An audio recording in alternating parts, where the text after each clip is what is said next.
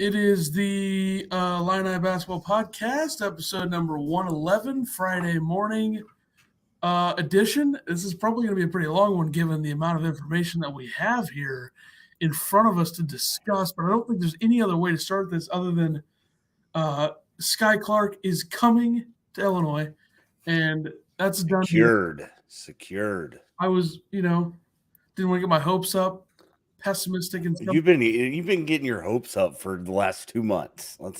Well, I just really like the player. I think if he's healthy, I think it's a guy that, highest rated recruit on 247 Illinois has ever had. So yeah, it's impressive. I think that it's important if he gets healthy. I think that a lot of the reasons, if you look at his quotes as to why he picked Illinois, I think he likes what Adam Fletcher does, and getting healthy, feeling like himself again. So he decommits from Kentucky.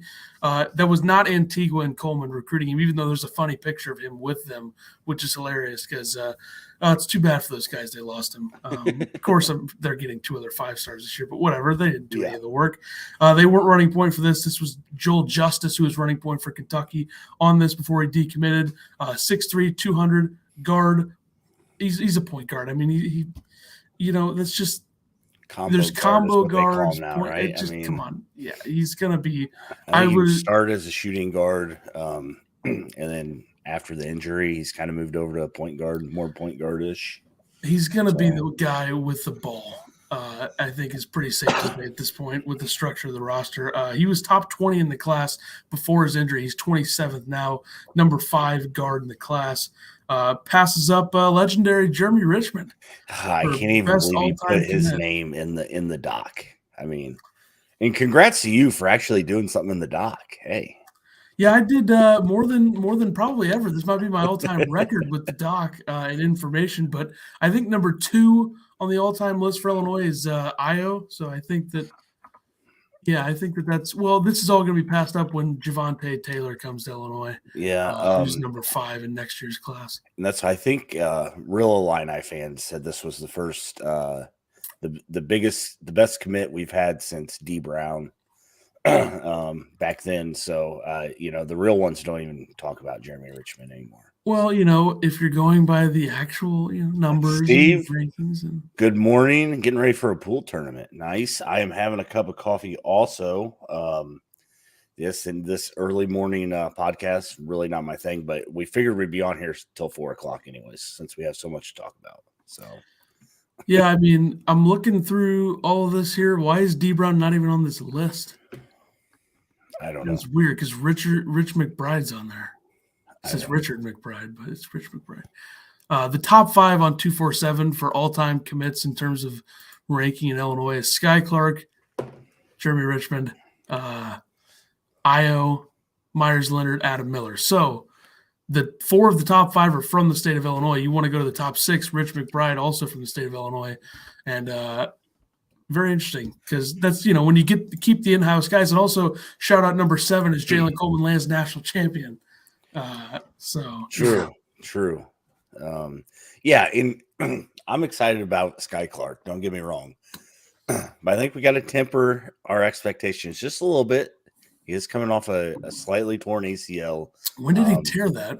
Last spring is from what I've seen is when he did it. Okay. And like you said, he did say that a big part was he thinks that Adam Fletcher can get him back to 100%. He hasn't felt as athletic as he was before the injury.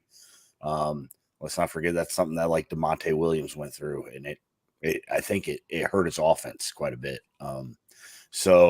Also, of course, Tim Anderson was a big part of it. He said that Tim is like an uncle to him. That's wrong, bud. I thought I was getting some major FaceTime. So, but yeah, Tim Anderson, of course, was a big part of it. And let's hope that Tim can land us another one that people are talking about. So I think that's really good. But yeah, I'm gonna temper my expectations for him. I don't want to put a lot of pressure on the kid. Okay, let's just step back. But they do talk about how he is as a guard. He can see the floor really well. He makes very smart decisions, which is something that we didn't have from a point guard, I would say. So I'm very excited about that. And when I was looking at, the ESPN stuff, I mean, they were calling him a shooting guard in this. So I don't know, combo guard, shooting guard, point guard, doesn't really matter.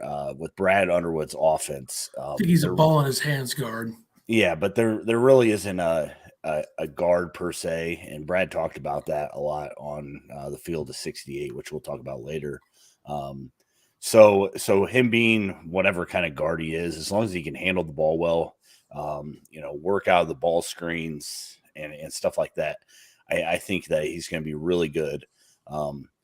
But I just, there's a reason why he decommitted from Kentucky, right? They got a couple good guards in. He didn't know if he could compete because he doesn't have enough confidence in himself right now, coming off the injury. So, Fletch hopefully gets him back to 100%, and we get to see, the Sky Clark that was, what'd you say he was, number 7 at one time nationally? He's way up there, yeah. Yeah, so I wonder it's exciting. It's exciting for Illinois to be able to land these guys. So I wonder if there's more to him decommitting from Kentucky than that. I think there's got to be. There might have been. I don't know. The coaching staff there, it just doesn't seem like my type of coaching staff. And I agree with him if that's the case. If he doesn't like the coaching staff, yeah, I wouldn't like those guys either, because I was thinking, if you're Sky Clark, you're like, these guys left Illinois for no reason. He's got 2 of them on his staff. What is up with that? That's kind of what I would think. But the good thing with him is that his body is ready to go. Like he's got the perfect size for a guard you want in the Big Ten. Right. And he comes from an athletic family. His dad was in the NFL for 3 seasons, I believe. His brother is going to be, probably, I don't know. I think he's is he in the 24 or 25 class? I don't think that he has a ranking yet, but you got to think he'll be decently ranked. Maybe he'll come to Illinois as well. But I mean, he's ready to go. He's a guy that you can plug in and play right away. Yeah. And we'll see.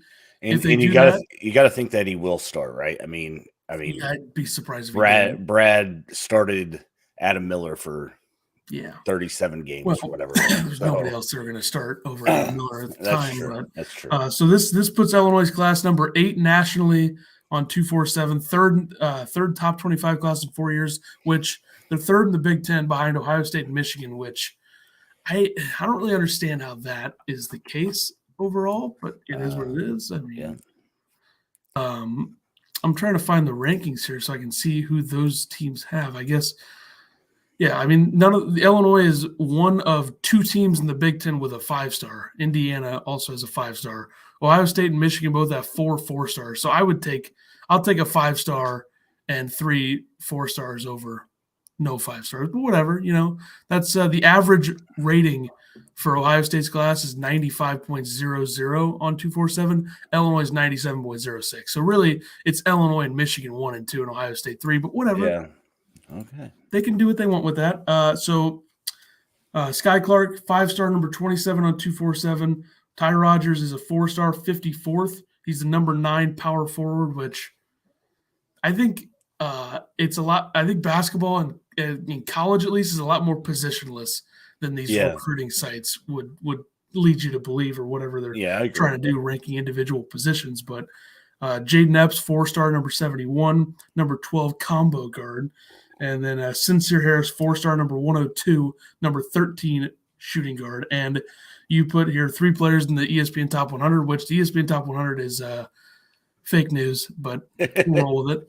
Well, whatever. They're the 3 top players in whatever ratings you're using too. So but it's just like, I think Jaden Epps is like 90 something on ESPN. Yeah, and I think Epps is going to jump too. I don't know when the last rankings came out, but I can see him moving up and into the top 50. Would it be the worst thing in the world for Illinois to have a freshman backcourt next season? I don't think that would be the worst thing in the world. I don't think we'll see it though.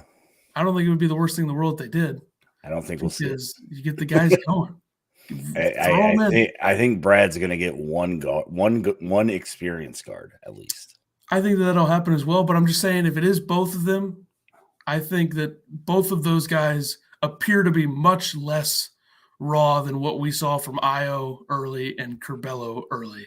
Yeah. So, I actually think Io was more of a raw prospect than Curbelo was, but maybe that was just the team Yeah, he didn't really have the guys around him. You watch Io at the Maui Invitational his freshman year, though. That was, Trent was like the only player on that team. But, what can you do? All right. Do we have anything else on Sky Clark, or are we going to move on?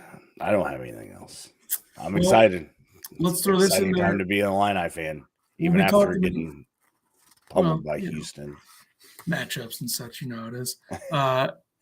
I will talk more about Terence Shannon Jr. later, but I will say that he did reply to Sky Clark's post, and and he's the other guy that Tim Anderson. Tim Anderson had both these guys committed to DePaul. Let's not forget that he could get them both to go to Illinois too. So. We'll see. All right, let's go back to the preseason predictions and look at those and how those worked out. That doesn't seem like it was very good, but I mean, yours is awful, but yeah, I had a bad year. Last year was much better for me. Yeah, just looking through them, I had Illinois going 10-1 in non-conference. Not good. We both did. We thought their only loss would be to Arkansas. They didn't even get to play them. They didn't play them. So Illinois lost to Marquette, Cincinnati, and Arizona, of course. And then in the conference, I had 15-5. So you didn't have as much faith in the Illini. You were at 13-7. I had them losing to Purdue at home, at Maryland, at Purdue, at Michigan State, and at Michigan. And they lost to Purdue, at Maryland, at Purdue, and then Rutgers and Ohio State. So I didn't have those. You did have the Ohio State loss, so good for you. But you thought they'd lose at Indiana. That's a tough one. At Michigan State, which we both had, and then at Michigan. So, and then you had Illinois losing at Nebraska. Here's the thing. Here's the thing. Nebraska's roster on paper, we saw that late in the season. They should have been a little bit better than they were. Yeah. And also, they jumped on Illinois in that game. Yeah. And they always do. They were up, 12-0 to start that game? It's always a situation where Illinois got to get back up on their feet. And, they almost lost to Nebraska the season before with Iowa there. So, that's the thing with that. I just thought they'd be a little bit better. But they did go 22-8 in the regular season. I had 23-8. I mean, that's pretty close. Yeah. Yeah, that was pretty good. So I had 25-6, of course, because I believe in the team more than you do. But yeah. So on to our team leader predictions. I guess we'll go on to that. We both had Kofi as a team leader in scoring. I had 21.6 points per game. You were at 19.6. He ended with 20.9. So you didn't think Kofi would average 20 points a game. Disappointing. Top rebounder, of course, we both picked Kofi for that too. He averaged 10.6. You were pretty close with this, 10.2. Pretty good. I thought Kofi would pull down a few more. You thought he was an actual rebounder. Yeah, then I forgot that he just lets the ball land in front of him sometimes. So assists, of course, we both went with Curbelo here with lofty expectations of 8.3 by you and 9.4 by me. Ended up being Trent, 4.1. Trent ran the point most of the year, so it doesn't surprise me that he ended up with the most assists for the team. And then steals, of course, we both had Trent Frazier. Again, I thought he'd average 2 a game. You were more, you were 1.9. So, and Trent got 1.3, which I think was exactly what he had last year. So, breakout players, I picked Pajimski. He never saw any time. So I'm not going to blame myself for that. I'm blaming Brad Underwood. This background that I had to start was terrible. I'm going to switch it to that. I wanted this to be outside of the stadium because it's the off season, but you just can't see anything. So I might as well just go back and get us back in there. Yeah, I mean, I had Coleman Hawkins. I nailed that. Yeah, you had Coleman Hawkins, LOL. So let's not forget that. I mean, it was an LOL until like the last 3 weeks of the season. Yeah. So we did pretty good, I think. Not bad. I think last year was probably better though. Yeah, it might have been. I don't remember.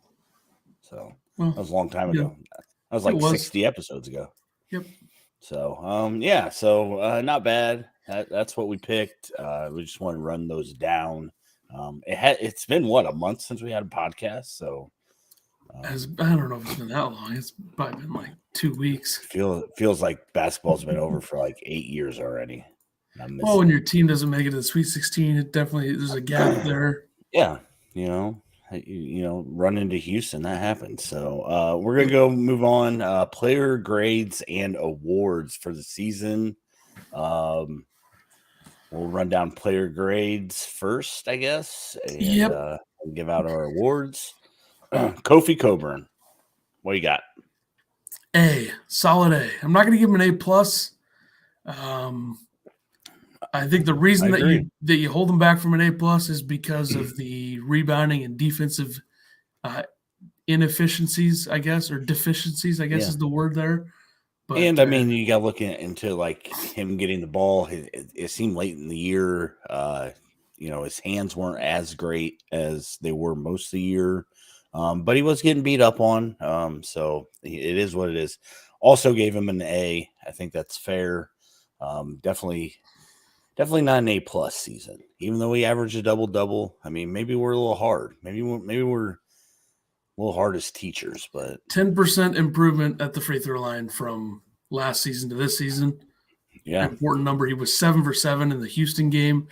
Didn't rebound the ball very well most of the season. His season high in offensive rebounds was 7 against Maryland, and he had 7 again against Iowa, offensive rebounding wise. But 7 against Rutgers was his season high the year before, so he's not going to have more than 7 offensive rebounds in a game, I guess. But that's something that Illinois needs to improve upon, is offensive rebounding, probably, because I agree. Late in the season they were getting out rebounded a lot. So they need guards that want to rebound rather than fall back on defense. I don't know, but but solid A. Solid A. All right, Alfonso Plumber. I didn't have any order to this. I just kind of picked some guys. There's not very many. Like there's like 8 guys that are worthy. Steve's giving Kofi an A minus. Fair. Okay. Fair. Harder teacher than we are. I'm going to go B for Plumber, and that's because as great as his shooting was, his defense was terrible. And if he didn't shoot the ball well, he would have been like a C minus. That's fair. I didn't really take into account his defense. I just didn't expect to get this much offensive production out of Alfonso Plumber. I knew he was a sharpshooter, so I gave him a B plus. So now that you talk about it, I think that I should have given him like a C plus, but. Well, if you look at the last 4 games of the season, he was pretty bad from 3. Yeah, he was. But nobody was good towards the end of the season. If we're grading off the end of the season, everybody'd get Fs, right? Coleman Hawkins was lighting it up from okay, all right. Indiana. Coleman Hawkins, yeah, you gave him a great grade, I see. 4 for 7 against Indiana. We'll get to him and see what kind of grade you gave him. Trent Frazier. This is an A minus based upon the. Well, I don't think his offense was as good as it could have been. I think there's a lot of games where just no confidence, not shooting the ball well, a lot of air balls. Yeah. But his defense was so good that he gets the A minus, which I think is totally fair. I gave him just a straight up A. Trent got thrown into something that he didn't think he was going to have to do. He became the lead point guard. He didn't get to work off the ball, so I don't think he ever got in the rhythm of shooting. He hit massive shots for us most of the year. Pink eye, I think, had a lot to do with him struggling at the end of the season. But yeah, the air balls were a little concerning. But I think for what he got thrown into, Curbelo was supposed to be the point guard, and Trent and Plummer were supposed to be able to work off the ball, and it didn't happen, and he had to take over responsibility. So for that, I'm giving him an A. Jacob Grandison. This is a B. I don't really know why I just put B on there. That would be my analysis with that. I feel like his efficiency was fine. It was a little bit lower than last season, which I think is expected considering last season from 2-point range he shot 61%. This season only 52%. But he just didn't. I don't know. He just didn't play. Well, he obviously got hurt towards the end of the season, but. There was a lot of games where you're like, man, that's bad. Northwestern game's an example of that, 0 for 7. 2 for 7 against Rutgers. I feel like when he was bad, or I guess when everybody else was bad, he was also bad. Sure. Solid B. I think I expected a little bit more maybe on the defensive end and in certain areas, but we'll keep Pookie, what's up? Thanks for stopping by. Go Tiger. Yes, sir. Tiger Woods back at the Masters. If you're a golf fan He's and definitely you're not watching, what are you wheels are doing? going to fall off today, but great Yeah. yesterday, so that was fun. It's going to be tougher today. Yeah, he's playing in the afternoon. I think if everybody else is bad, that'll help him. But I Yeah. also don't. I feel like the wheels might fall off today, but we'll see. You never doubt him. But what did you give Grandison? Grandison, I gave him an A-. I thought he was a big part of this team playing well. When they didn't have him, you saw how Illinois was when they just needed a guy to maybe hit a 3 here, kind of get him going. So A- for Grandison. Andre Curbelo, and we'll get to the rest of Curbelo, but we're slowly getting there. Yeah, so. I gave him a D. I think anything above a C is like being very nice. Like you can say whatever you want. I don't think he was as bad as everybody thought he was. He's a preseason All-American, and he missed a lot of games, yeah, but he was terrible in a lot of the games that he played, especially down the stretch. And I think it showed a lot that Brad didn't play him at all in the second half against Houston. So I gave him a D. The expectations were so high. And there had to be something that happened for him not to play in that second half. Well, and that's kind of when you knew that Curbelo was probably gone. I gave Curbelo a C+. I'm going to tell you why. Because I thought when Curbelo was good, he was really good. I don't think that he is just this turnover machine everybody says. He had 2 turnovers in that game, and Brad decided to bench him. Okay, that's true, but you know what makes you a turnover machine? Or you know what makes people say that? Is when your turnovers are so mind-numbingly stupid. That's when they say that. It's not the volume of turnovers for some people. I think it's just how dumb they are. Like some of the plays are just so stupid. And then on top of the fact that he turned the ball over in very stupid ways, he couldn't shoot the ball. And I know that he shot the ball and wasn't afraid to shoot it, but he couldn't make anything. So a lot of his threes were in and out, though. You got to give it. There's reasons for that: the rim, the ball, the spin, the whole thing, the trajectory.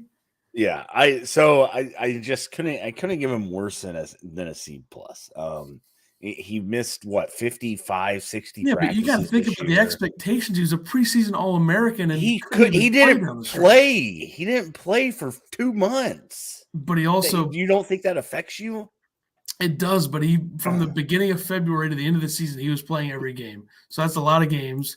That's a lot of time to get ready for the tournament or the Big Ten tournament. And he fell flat on his face. Curbelo against Chattanooga, I agree, he was good. Yeah. But Houston was awful. And the Indiana game, for Hawkins and Curbelo, they wouldn't have beat Chattanooga. Which is amazing because Curbelo had 5 points in that game, he had less points than turnovers against Chattanooga. But if you watch the game, you could tell he was one of the reasons that their offense was flowing at any time because their offense was terrible in that game. He had 4 assists, but I'm saying the 6 turnovers, I don't think as many of those 6 were as dumb as the other ones against Houston. So people are thinking, well, he got the offense flowing, which I agree. Much better against Chattanooga, but against Houston, he was awful. A lot of the season, he was awful. The one game you point to where he was great was Purdue, and that's about it. He struggled against teams that play really good defense. Before he was injured, he had that historic game against Marquette where he only turned the ball over once but went 4 for 18 from the field and killed them down the stretch. And that kind of set the tone for what was going to happen this season. That was that was his first game, right? Second game. He played against Arkansas State where he was 0 for 4 from 3. Yeah. But the Arkansas State coach is being a loser in that game. But, let's just say this. Curbelo, he was on track to do some damage when it comes to the assist numbers. He had 7 against Marquette. He was about to average like 10 like we thought or whatever. But another thing with him that people probably don't bring up enough is the rebounding. Good rebounder. True. We're going to talk about Curbelo. We're going off here on Curbelo. Okay, he had 7 turnovers against Marquette. I don't know. I read it wrong. He had 7 turnovers against Marquette. That's not bad. Not bad. So Coleman Hawkins, your boy, new best friend, guy that you loved all year. I think you gave him player of the game 64 times. So here's the thing with him. If it wasn't for the last 2.5 weeks of the season, he's probably like a D+. I gave him a B Ooh. minus. Okay. Early season, he was great at stat padding against terrible teams. Middle of the season, he was just flat out awful. Late in the season, I think he kind of grew into a role a little bit, had a little bit more of an idea of what he was doing. When he played the 5, I think they were better. He shot the ball a little bit better down the stretch, especially against Indiana. Free throw shooting was good for a little bit and then was bad again. He shot 65% from the line, which is lower than Kofi on about 140 less attempts. So that's not great. But, efficiency-wise, 29% from 3. I feel like if you had told me he shot over 27% at the beginning of the season, I would take that. But he was much better down the stretch because you look at the offensive. 2 weeks is not worth jumping from a D+ to a B-. So It's close. I mean, it's close. I think that, you look at the offensive rating number, which I think from KenPom.com, if it's above 100, that's a good number. He was above 100 1, 2, 3, 4, 5, 6 times from like mid-February to the end of the season. Yeah. And after that, Nebraska, he was over 100. Maryland, he was over 100. Missouri, he was over 100. And then a couple other BS non-conference games, he was over 100. But one underrated game from Hawkins, I think, probably because it's forgotten about because it's in December, against UT-RGV. 13 points, 4 for 5 from the field, 4 for 4 from the line, 8 rebounds. Those are games where he dominates, those stat bang games. You're not going to get any complaint from me. I gave him a B. So, yeah, I think this qualifies as a breakout season despite the LOL that I put. Because you knew that he was the guy that was supposed to have a breakout season. That's why. The cheap breakouts are easy to get, and I got it late. Took a while, but he definitely played himself into a 95% chance he's a starter next season, I would say. So that's good for him. I would say it's probably so. This next one will be good. DeMonte Williams, our boy, the man. He's been here 5 years. And I hate to do it. I hate to do this to him when it's over. But I gave him a D-. It was weird. Like there was a lot of games, probably until like mid-January. Okay. I don't think we did this last year. What would you have gave him last year? I bet we did do this last year. We might have. Probably like a B+ or an A-. Okay. I think he's in a situation where if his offense is good, people think his defense is even better. And then when his offense is bad, it's like his defense is bad too. I think until about mid-January, maybe late January, people probably noticed his defense was pretty good, and then it kind of just trailed off a little bit. There was a lot of situations where it's like probably bad matchups where teams have taller guards, and he's pretty much, if you want to put positions into the rotation or the team, he's like a 6'3" guy playing small forward, and that's hard to do. Especially when other teams in the Big Ten have, let's say Malachi Branham from Ohio State playing the 3, or other teams have like 6'6", 6'7" guys playing the 3. And the other thing with Ohio State that would have been brutal is if Justice Suing was healthy, they'd have him playing the 3. He's 6'7", and they'd have Branham playing the 4, which maybe would actually help Illinois if they didn't have Kyle Young lighting them up from 3. But D-. Hate to do it to him. A loyal Illinois player from Peoria, had a couple of great seasons here. Yep. Just didn't shoot the ball well this season. No confidence. Yeah. And the offense, when the offense wasn't very open, I think one thing that people don't think about is that he was hurt a lot by Curbelo not being there or not running the offense, because the offense probably would have been a lot more open if Curbelo was running point the whole time. Yeah, I just feel like he never got into that rhythm that he had last year. So I don't know. I gave him a D. I hate to do it. Awful to do it. But I'm gonna have to give him a D. Steve, I'm kind of with you. I love DeMonte. Glad he's gone. I like I said, I love the guy. I've been on DeMonte's side every time, but he just wasn't good this year. And his defense wasn't good down the stretch, which is why DeMonte plays. So he went from 54% from 3 to 32% in one season. Yeah. Last season was a fluke, though. He had 16 more attempts this season. Wow. 26 for 80. Which, I mean, they wanted him to shoot the ball. Last year, we did not do player grades, so. Oh, I'm kind of surprised, but what can you do? Curbelo won a lot of awards, though. He was a surprising, big-time player last season. I got the last person I got. I didn't do anybody else. RJ Melendez. I went A- because I don't think a lot of people expected him to play that big of a role, especially if you watch early in the season. He wasn't even really playing that much. Yeah, and I don't he had know. some big We games. never really heard if that was injury or what was going on there for why he wasn't playing early. But it's a small sample size, but he was very efficient this season. Oh, yeah. Yeah. He was a 50, 55, 60, 85 guy / line. It's pretty good. Yeah. I gave him a B. I thought he was really good. I think B's fair for a freshman. So I'm excited to see, hopefully Tim Anderson's burner account doesn't tweet out that he's transferring anymore. And I'm excited to see him next year. He should be a starter. So we'll see. Yeah. And he was a bright spot against Houston after not even getting to play against Chattanooga. So, yeah. He was 4 for 5 in that game, made his free throw, 3 assists, 2 rebounds. And I think we should maybe throw a couple honorable mentions in here. What would you hypothetically? What would you give Luke Goody?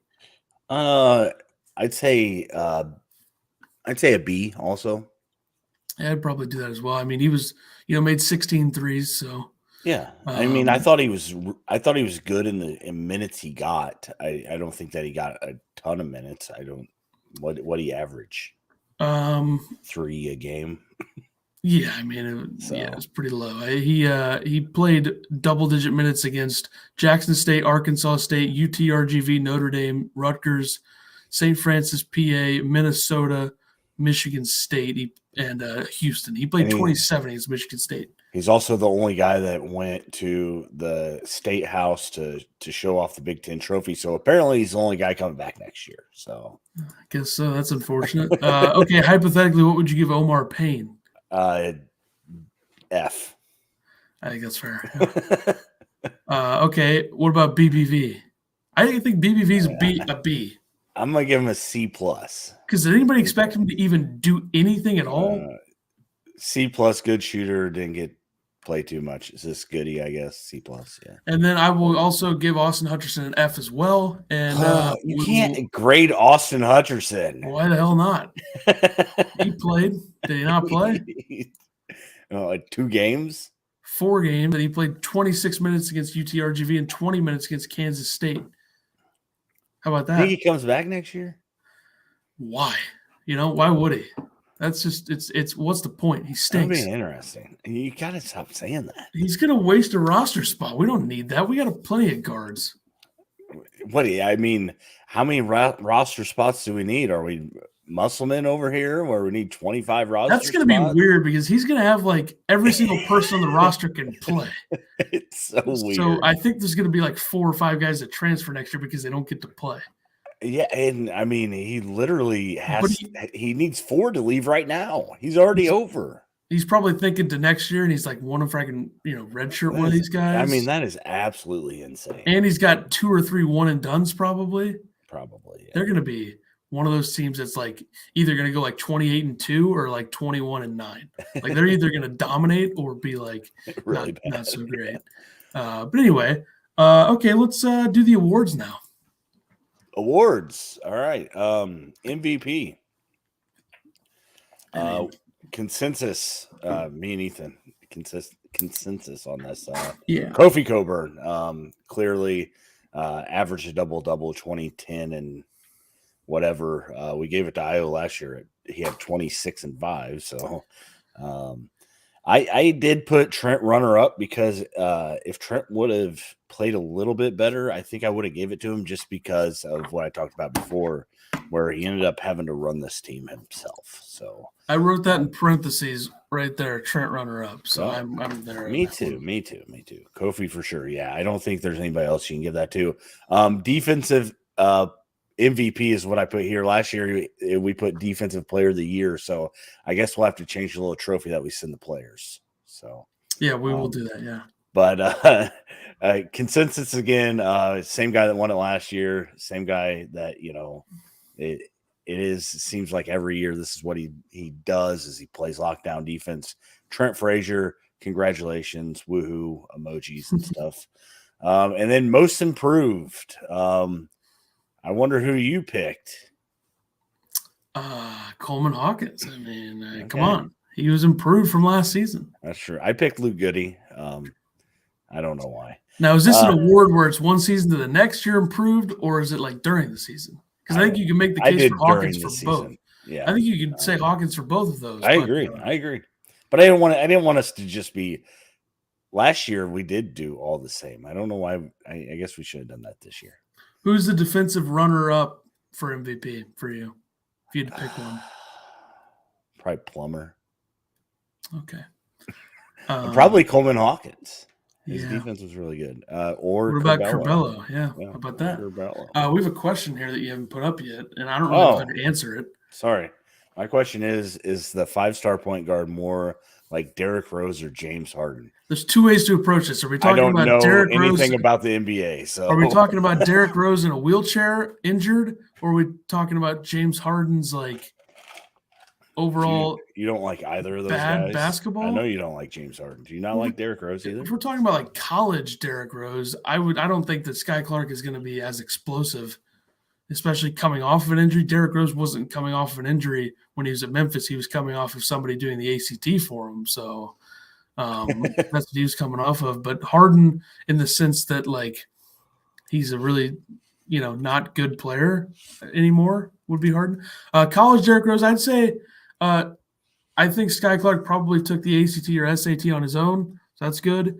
I don't think he's going to be as explosive, but I think he could be a better shooter than Derrick Rose was in college, which they went to the national championship with Derrick Rose. And if it weren't for Mario Chalmers, they'd probably win a title at Memphis. So, Memphis and Calipari cheated their asses off to get Derrick Rose, but it's all in the up and up these days, right? So I would say it's probably in between. Just so you guys know how good we are. I'm looking at last year's end of the season thing. Just so you know how good our predictions are. We both had Pajemski starting for Illinois this year. That should show you that you shouldn't listen to any of this, probably. Would be the case. Yeah, anyways. And then last year we did Freshman of the Year. So I assume we're giving that to Melendez. Yes, right? Maybe close. On Twitter here, it doesn't pop up in our comments on StreamYard, but we have a question on Twitter from Ray Finkel 2013. How much should we read into the players being featured in all the Illini basketball social media posts? So if like Kofi's in a graphic or something like that, like if they don't have, like, let's say they put Goody in there, but they don't put Melendez or Pajemski, like, should we read into that type of stuff?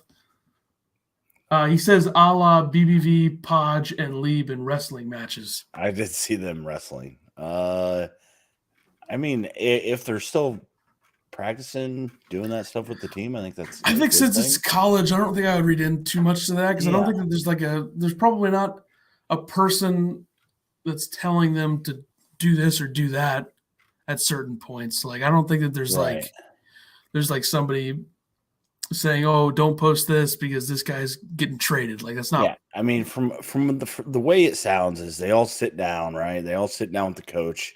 Coach says, "Hey, this is where you're going to play next year. This is how many minutes I think you get." And then from there, they say, "Do I go to the portal and do I go play at St. Benedict University, or do I come back to the U of I and play for a real team?"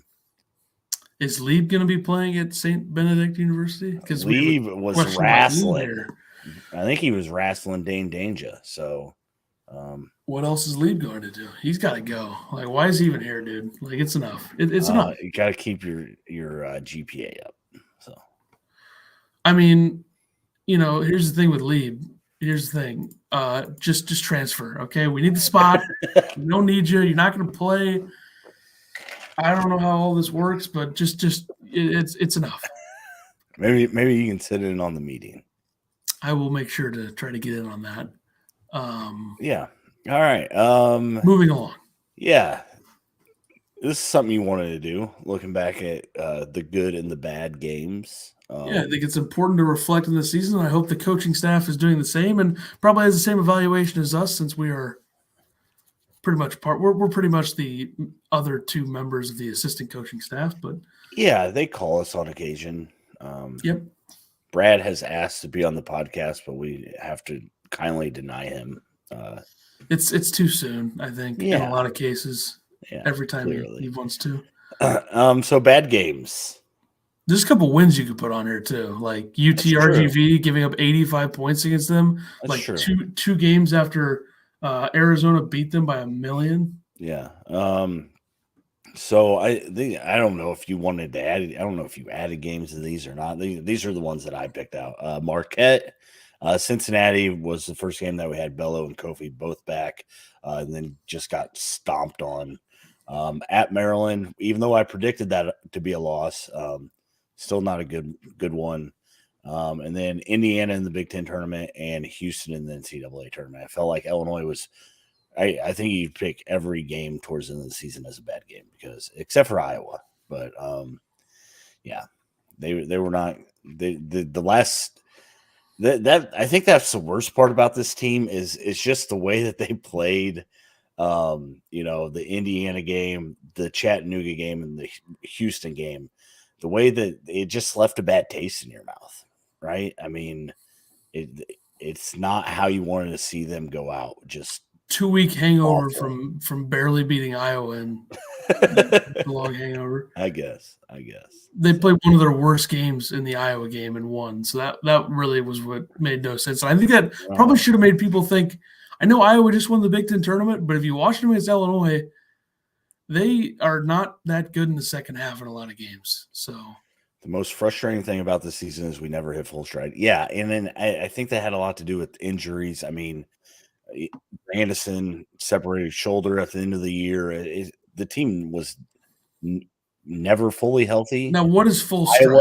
Fully healthy. Is there a length of time that you have to be full stride? Like if it's 2 weeks of games and it's 4 games, can you say that's full stride for a little bit?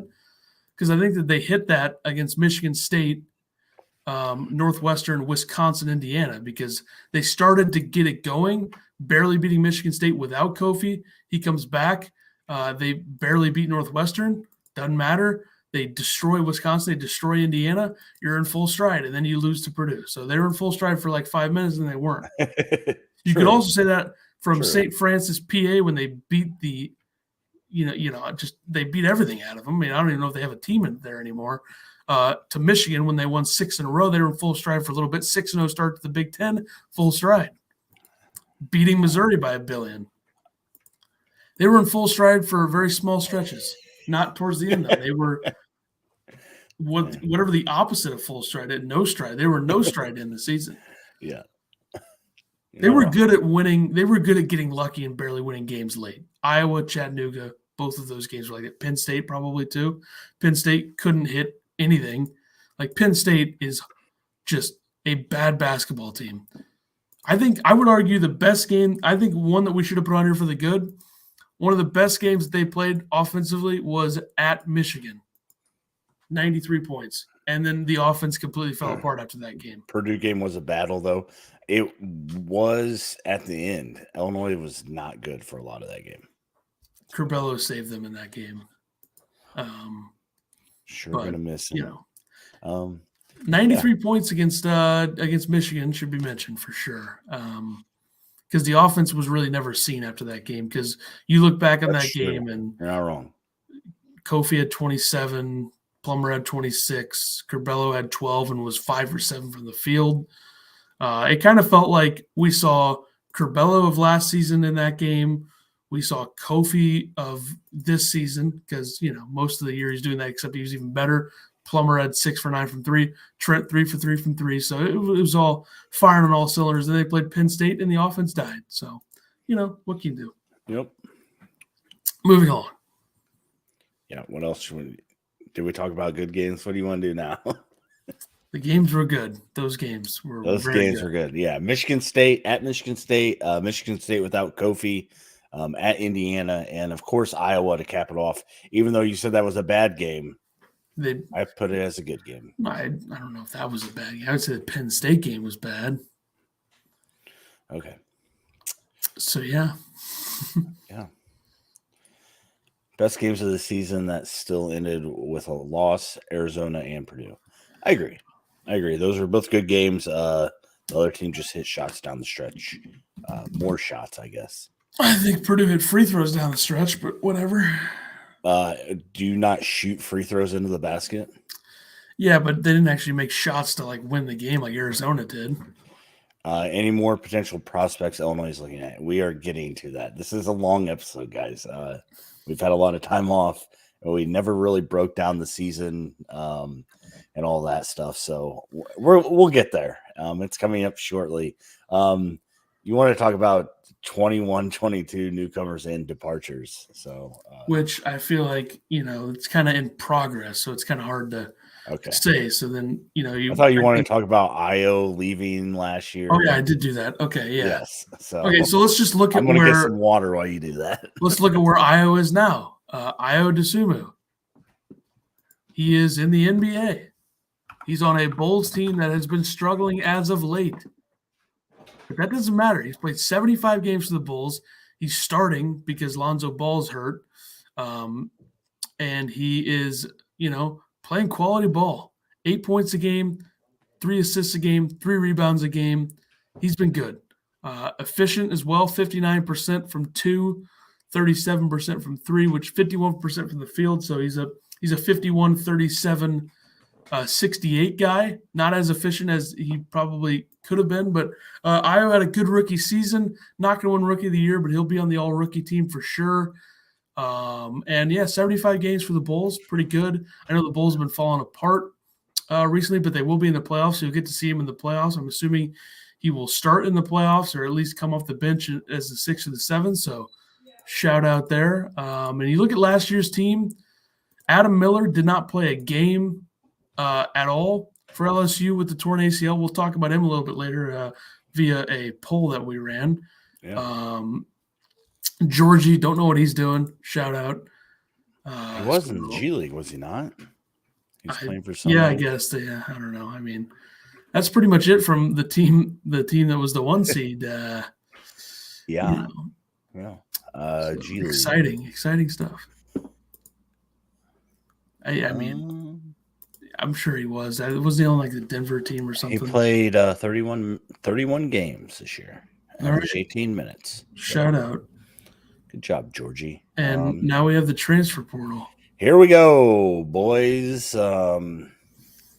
Shocking news. Curbelo enters the transfer portal. And also your boy Payne. I know that one really hurt you. You were pretty upset. Yeah. Curbelo, I think everybody saw this coming, of course, with the benching of the second half against Houston. Just kind of the way he's been playing. So I still think, I would take a junior Curbelo over a freshman point guard at this point. But, I hope the best for him. I think that he'll probably move back, closer to home, have a better support system out there. I think that's kind of what he needs. So I'm still going to watch Curbelo whenever he plays and we can watch him. I'm going to watch him because he is super fun to watch. Omar Payne, I think somebody ran a thing where over 40 minutes, he averaged 9.7 fouls per game if he played the full 40 minutes. So, kind of saw that one coming just because, he didn't play much. When he did play, he wasn't great. He did have some flashes there where he was all right. And no, folks, this does not mean Kofi is definitely coming back because Payne entered the transfer portal. Yeah, St. John's is where people are saying Curbelo will probably go. And that'd be good for him. I think he'll strive there. So I also think Mike Anderson might lose his mind a couple times in certain spots, but probably. I also think that they kind of run a bit of a clown show down there. So a lot of talent to not make the tournament at St. John's. Maybe they'll do it if he's the point guard. I'm going to say Curbelo goes to St. John's. I'm going to say Omar Payne goes to UCF or Florida State. Back to Florida. Yeah. He had both of those teams as Final 7 before he went to Florida. I'm going to say he goes to I think UCF's probably a better fit for him. I would think so. The lesser the competition and And then the other thing is there's rumblings that Grandison is not coming back. He's moving on to play professionally. So which is fine. I mean, good chance he doesn't come back. I know it doesn't. If he comes back, it doesn't hurt scholarships or anything like that because of COVID year. So if he comes back, great. If not, I think he's going to have trouble finding playing time. Honestly, so. Well, I think he would get the benefit of the doubt to begin the season, but if he didn't play well, then yeah, he would not be playing as much. So I would agree. I think it's fine Brad that he's just going. plays him because he's a fifth year, like he did. Guys that get D's on their papers. So on the official grades, yeah. Yeah. So if he's done, then so be it. He's better than Austin Hutcherson, right? So. He won that one. They both came in together. He's better than him, so he won that one. Carmelo is a head case. We can do better. I agree that it's time to move on. Like, I'm fine with the talent. Too. He's great talent. Yep. It's enough. Like, they're not going to – how much further can they really go with him? Because their roster the last 2 seasons is as good as it's going to be or as good as it has been in a long time. I don't think we ever saw Carmelo's full potential this year. With everything, so I think it's perfectly fine that we're not going to see it. I don't think we're ever going to see it, probably, because I think his full potential is like 10 times higher than anything we ever saw. That's true. So we're probably never going to see it, even when he goes to St. John's, and Mike Anderson is going to probably lose his mind, like I said, but we'll see. Maybe Illinois will play St. John's in the tournament or something. That would be exciting. They probably will. So they got to make the tournament first. Since the committee loves us so much. That's a tall task. There's a lot being said about all the great coaches that are in the Big East now. So that's true. That's true. Shout out. So that's who's in the portal for Illinois now. We don't know if anybody else is going to enter. We'll know that information, I'm sure, by the next time we do a podcast. So we'll bring that as soon as we find out. On to Illinois targets in the portal. Who are they going after? Who do they want? Underwood might keep him as well. Grandison? I don't know. So this is who Illinois is also going after. These rankings are from the Athletic. They rank basically the guys in the portal. I don't know if this has changed since when I made this, so maybe it has. But number one guy, I don't know if this is the number one guy they're going after. But Brandon Murray, 6'5" shooting guard from LSU. He averaged 10 points a game, 3 rebounds, about 2 assists, shot 42% from the field, 33% from 3. He is this weekend, apparently, he is visiting Georgetown, Illinois, and Tennessee, and he's going to make his decision on Monday. A lot of people are saying that it's going to be Georgetown. So I think he's going to change his mind after the meeting and go to Tennessee. Yeah, I don't think Illinois is getting him. I don't know. You talk about a great player to pair with Sky Clark. This would be it. Yeah, I agree. I think I guess I don't care what guard Illinois gets. I just think that they need an experienced guard. Like I said, with Brad's offense, you don't need a definite ball handler. So, and somebody to run the offense. So we will see. Terence Shannon Jr. I think he ranks 11th. Like I said, I don't know if these numbers are updated or not. I did update him. They changed every 5 minutes. Okay. 6'6" shooting guard from Texas Tech.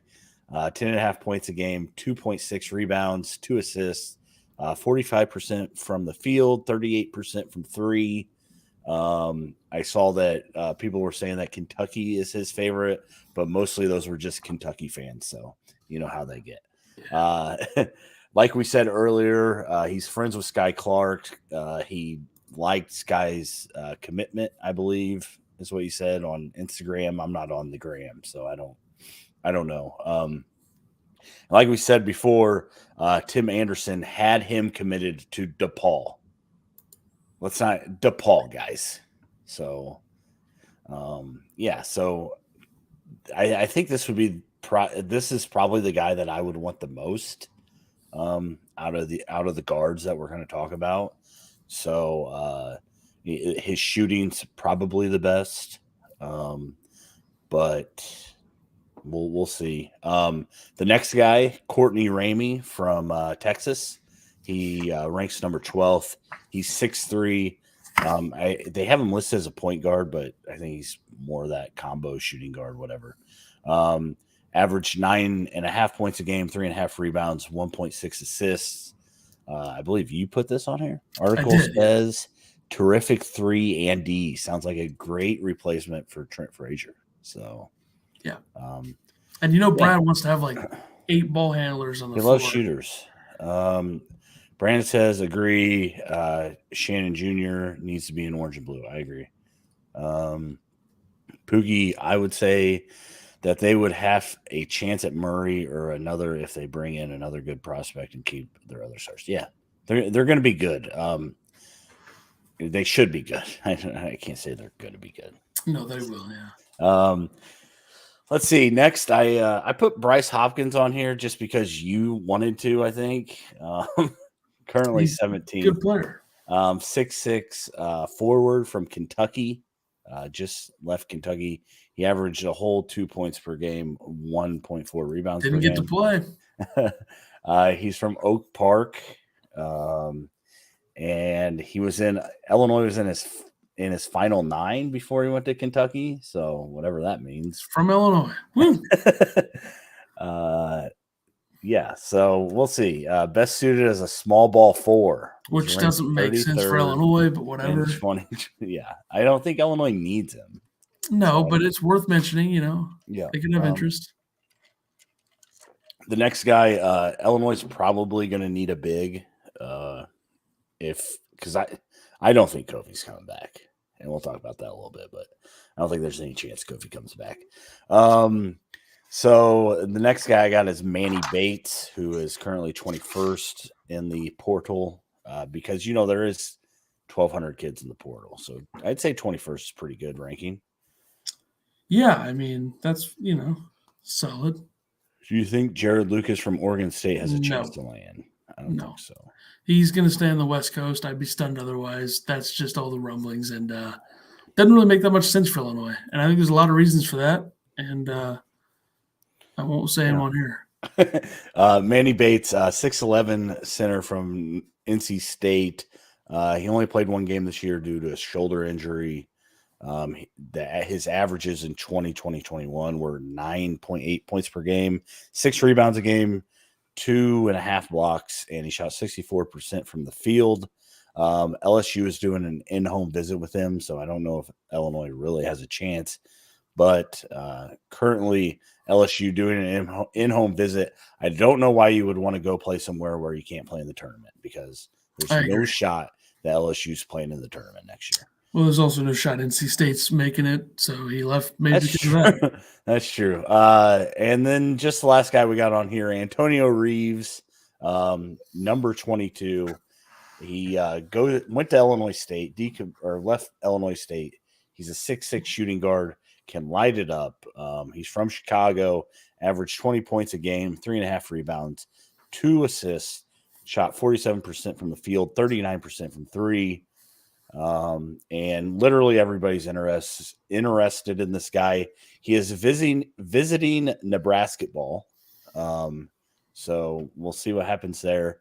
And Duke is interested, and like 6 other Big Ten schools. So if I had to rank the guards, the 3 guards, the ones, or I guess the 4 guards, in terms of how much I would want them and how much they would fit, I would say Terence Shannon Jr. number 1.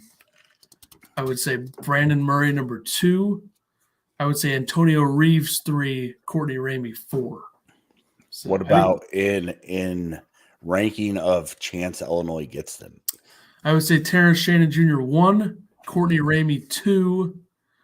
Who the hell else did I say? Oh yeah, Brandon Murray. I will say he's 3. No, I'm gonna say Antonio Reeves 3, Brandon Murray 4. Okay. I think Terence Shannon Jr., I'd be pretty surprised if he doesn't end up with Illinois, especially given everything that people are saying on the internet, and especially given the fact that Sky Clark did commit. So I think that there's a good chance they both they probably want to play together, and why not? And they would both automatically be starters, I would think. And crazy, Ty Rogers and Sky Clark played in junior high. Yeah. So I think nuts. Do you think if we'll get to the predicting the rotations later, but do you think the Terence Shannon Jr., Sky Clark, and Ty Rogers, is there a scenario where they all three could start? Not at the beginning of the season, I don't think. See, I find it hard to believe that you don't start at least two of them though out of those three if they're all here. You really love Ty Rogers, though. Why? I think he's a guy that could easily start right away, but I think he's going to be blocked by somebody. I agree. Pookie says no. He also said, I think Hawkins could end up being in a big role for Illinois next year if he improves offensive. I think he is going to be a big role. If Kofi leaves that, if he doesn't improve at all, Brad Underwood is still going to have him in a big role. It's going to be Hawkins and Dane Danger at the 5 if Kofi's gone. Yeah, I agree. And then at the 4, you're going to have Ty Rogers. Ty Rogers at the 4. If one of those two starting at the 5, Ty Rogers at the 4. True. Terence Shannon Jr. at the 2 or the 3. Melendez somewhere in there, and then Clark. Boom. Perfect starting 5. Congratulations, everybody. Yeah. All right. You have this. I guess this would be portal news too. Go ahead and share this stupid poll. Yeah. Adam Miller is back in the transfer portal. Had the ACL injury last year. Didn't play for LSU at all. They're gonna start calling us ACLU. All right. Sounds good. I like that. I ran a poll on the podcast, the Illini Twitter account, whether Illini fans want him to come back. 49 votes, which is very low. I'm kind of surprised it wasn't like 120. Thanks for nothing, guys. Jeez. 49% say yes. 51% say no. Your thoughts? I think that 49% of people are completely crazy. What if they don't get any of these other 4 guards in the transfer portal? Nobody wants Adam Miller back here. I'm sure Brad really doesn't want him back here. Why not? Bring him back. Get him back in the fold. Yeah, I don't want him back. I liked him a lot here, but it's just, come on. It's enough. You liked it. You loved him. Let's not get that wrong. His third school in 3 years. He was your favorite player. Where do you think he goes? Have you heard anything about, like? I have not. I don't even know who's interested in him. Well, who is he choose? It was Illinois, Arizona, and somebody else originally, right? Yeah. He's got to go somewhere where he thinks he's going to play, or he won't go, right? Arizona's not that team. Arizona State he visited. Louisville was the other one, I believe. So maybe he goes to Louisville since Louisville lost out on Sky Clark. Sky Clark has more Instagram followers than Io. Adam Miller, I don't know why he's on this list. Kofi. Illinois basketball, Curbelo, Trent, Coleman, Hawkins, and Coach Underwood. So he's probably going to win National Player of the Year and Freshman of the Year the same season?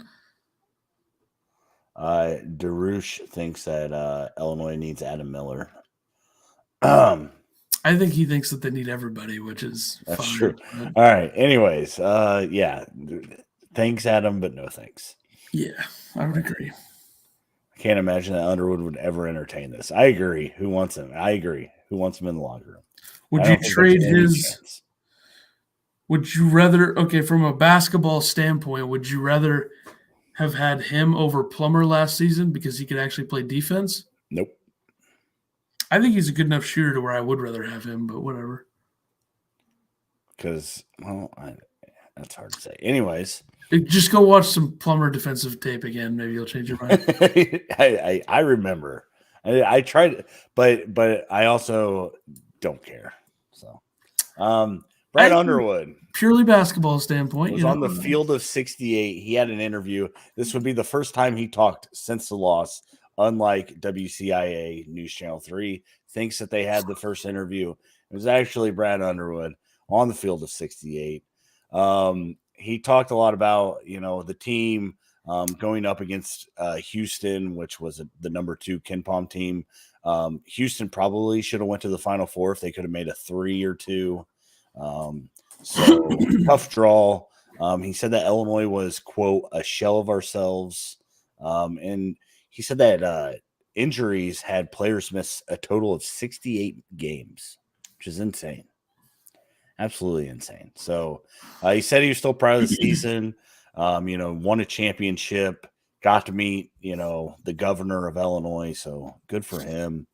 And then he talked a little bit on Kofi. He said, quote, I think Kofi is always in the mode of gathering information. It's a different game in the NBA and where that translates. He had a great year for us and a first-team All-American. He's got to make a choice. This will be his third time entering the draft and can't come back if he makes that choice. We'll see. He's got until April 24th. I think that he'll probably announce around April 24th, if I had to guess. And then he said he's been a huge part of the success, blah, blah, blah.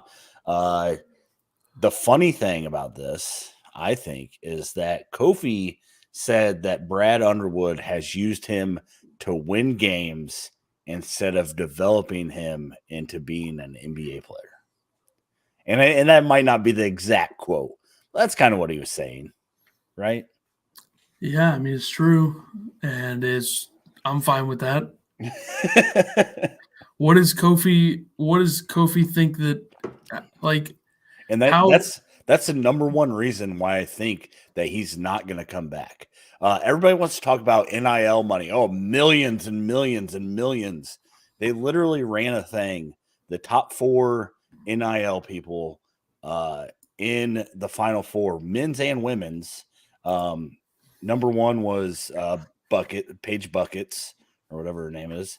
Number 2 was Pablo Banchero. Pablo Banchero. And then the next 2 were girls, I think.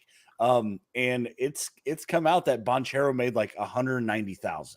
Yeah. So there are not millions and millions of NIL dollars for Kofi. I don't know what you make in the G League, but I'm guessing that it's more than 150,000. Pablo wasn't marketing himself that well. If he wasn't marketing, he was number 2 on the list. Which that's for Final Four players, right? So it doesn't count everybody else. There's no shot. Pablo was not that big of a. No, he was the biggest one. But like overall in college basketball, I guarantee you he didn't make the most. If his name was actually Pablo, he might have made more. A $37K a year in the G League. Okay, he's coming back. I take it all back. Kofi's coming back, guys. How does he think Brad's going to develop him for the NBA? On what earth does he think that his game translates to the NBA at all? What are they going to do? Have him run point like Jokic or Embiid? I mean, come on, he can't shoot. He 100%. If he comes back, he's taking a 3 next year. Good, I want him to. Yeah, I think they probably have a better chance to advance in the tournament if he's gone. I'm just gonna be honest, because they could actually open. I'm not gonna lie. I'm excited to see a Kofi-less team. You said that last year, and it's probably not going to happen again this year. He'll probably be back. I think he's coming. I think that he's leaving. I think the way he's leaving he talked too. in his interview was that he didn't care if he went undrafted. So we will see. I don't know. Well, maybe they'll get Pablo to not want to be drafted and get him in the transfer portal. Does BBV have room to grow? No. I don't think that I don't think that BBV is going to see a lot of time next year. I think that's fair. Danger. I think Hawkins is going to play a lot of the 5. I think you're just going to see a different Illinois team. I think we're finally going to get a Brad Underwood team, and we'll talk about this in a little bit, but that runs Brad Underwood's offense like he wants it. So, yes. Of course, Brad on the field of 68 talked highly of Coleman Hawkins. And then he talked about not having a point guard with Trent being gone and Curbelo being gone. He said that they've always run 2 or 3 together.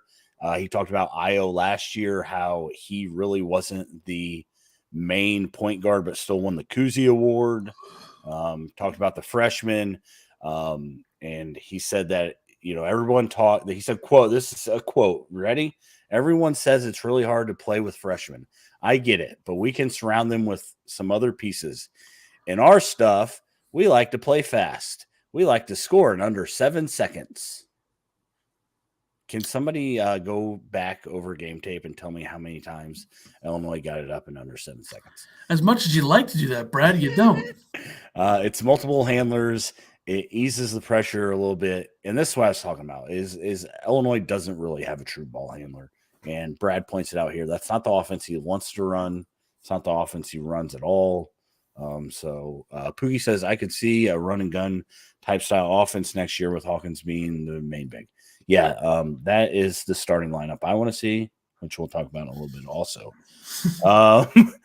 We're getting there, boys. We're only an hour and 10 minutes into this.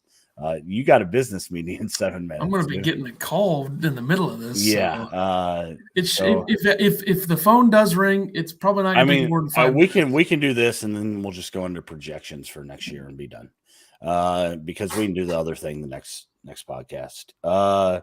He talked about the Big Ten in the tournament, and he talked about how Iowa was the best team this year and how Illinois was a 1 seed and, of course, got beat.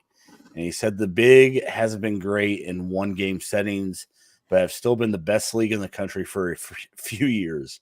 We've got 3 first-team All-Americans this year, which, true, yes, they did. Then he said, who's to say that next year that us in Wisconsin couldn't be here, which he was in New Orleans. So he was at the Final Four. Are they going to be in New Orleans during the Final Four next year? He might be. He said, people make too much of it. It doesn't detract me from the league. It's just talking points, which I agree. Big 12 is better, but whatever. I don't think that the tournament is a reflection. It's not how good the Big Ten is. But also the Big 12 has been super deep and really good the last 2 seasons, and we have both national champions. I think what it tells you is the Big Ten is still playing in the 80s when everybody else is playing in 2022. Because the Big Ten relies on big men and not athletes, which I think Brad's going to change that up. I would argue that Kansas was a mix of both. I would argue Kansas was a mix of both. That's true. If they play through McCormick, I mean, that's the Big Ten style. And they did that against Villanova. He's a more athletic big than the Big Ten. I guess a little. Running in the Big Ten. In the Big Ten, yeah, because, I mean, Hunter Dickinson's not a picture of athleticism from a big standpoint. Really good player. But, I guess that's true. What are we doing now? We're just going to jump to early season. We can do the Big Ten players in the draft on the next podcast because we'll probably have a pre-draft Kofi discussion. Yeah, I'm sure we'll have another one in 2 weeks or whatever. Once Kofi decides what he's doing, I'm sure we'll have another podcast. So, so early projection for 2022-23 rotation. You wrote down 4 options. And then I said, give me the 5th. So go ahead and tell us your 4 options. If anybody's out there and they want to give their rotation for next year. And based on what we did last year, this is going to be horrible. Based on last year, this will be bad. Yeah, we should have Pajimski starting in one of these rotations. But option 1, Sky Clark, RJ Melendez, Terence Shannon Jr., Coleman Hawkins, Kofi. I kind of makes Shannon the guard and Melendez the forward. If Kofi comes back, this is probably the one I see most likely. So number 2, a little freshman action, 3 of them, which is no chance, but why not have some fun? Jaden Epps, Sky Clark, RJ Melendez, Ty Rogers, Coleman Hawkins. Youthful lineup. Probably have some disastrous games. Option 3, Jaden Epps, Sky Clark, Terence Shannon Jr., Ty Rogers, Kofi. So pretty much saying, see ya, Hawkins. Not going to happen, but, why not? And the 4th one, Sky Clark, RJ Melendez, Ty Rogers, Coleman Hawkins, Dane Danger at the 5. Which one of those do you want to see? I mean, these are your options, so apparently you want to see one of them. I want to see number 1 or number 4, I think. Okay. So Kofi starting or Danger starting, huh? It'd be interesting, yeah. That would be interesting. All right. This is my rotation that I want. Of course, these are all we don't. Shannon's not coming as of now, so these literally mean nothing at this point. But Sky Clark, I think we're all agreeing that Sky Clark's going to start, right? Yeah. Give me whoever we get out of Raymie and Murray because I think we need experience or out Reeves, there. Probably. Or Reeves. I don't think Reeves is coming. He's going to Nebraska. Have fun. Yeah. Give me Shannon playing the guard forward position. So we got 2 shooters around Clark. Give me Melendez that can drive the ball, and then give me Hawkins at the center. Let's run 3 guards, 2 forwards. We could see that. Yeah, I see Hawkins at the 5 as a very likely possibility. I think that runs into Brad's offense better than any other lineup. Brad likes guys that penetrate, guys that can make their own shot. That's how he runs. His offense is not set up to do anything but that. We saw how bad that offense was when you had guys like Kipper Nichols and, that couldn't handle the ball. If you can have a team where everybody can handle the ball well, that offense will be fun to watch. So give me that. If Kofi comes back, of course, just throw him in there. Yep. We'll see. But that's what I want to see.